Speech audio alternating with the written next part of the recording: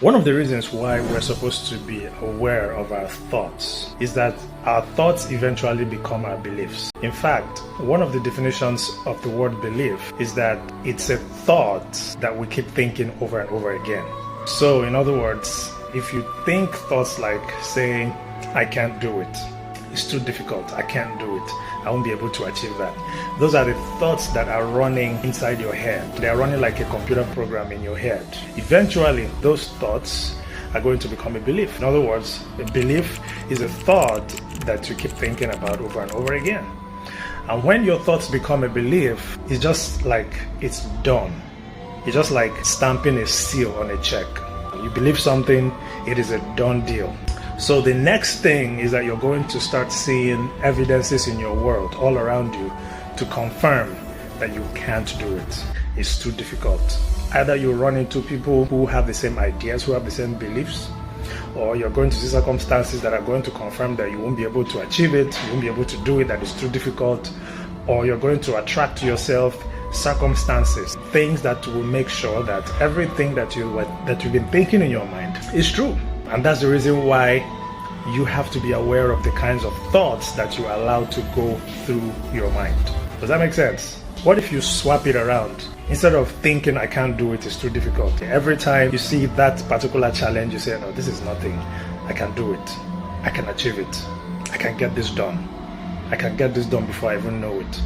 If you keep rolling these thoughts, keep going with these thoughts, keep going with these thoughts, eventually it's going to become a belief. And guess what? When it becomes a belief, you're going to start seeing evidences in your environment to confirm that this is not difficult, that you can do it. Either you start seeing people who did the same thing. You know, when you're doing something or when you want to do something and you run into someone who has already done it, you know, it gives you some encouragement, doesn't it? You can't see someone who has done the thing that you want to do if you don't even believe that it's possible. Now you can see people because you have the same idea. Like begets like. You will start seeing people who can do it, who are already doing it, who have done it, things to encourage you. You will start seeing evidences. Help will start coming from all around you to prove to you that those thoughts that have been running in your head, that has not right now become a belief, is becoming a manifestation, a reality. So beware of your thoughts. Anytime you have a thought that you don't want to physically experience, let it go immediately. You have to be so aware that you don't let any thought that you don't want to experience bypass your awareness. If you successfully have a negative thought, guess what? You're going to think about it again.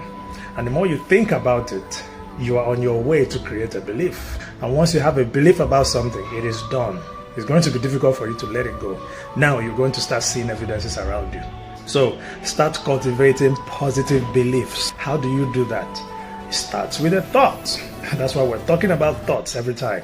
It starts with your thinking. What are the kinds of thoughts that you are allowing into your mind? What are the kinds of information that you are exposing your mind to?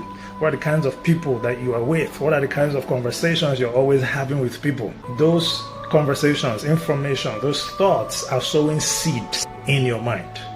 Choose your information, your click, and your thoughts wisely, because they are constantly creating your life.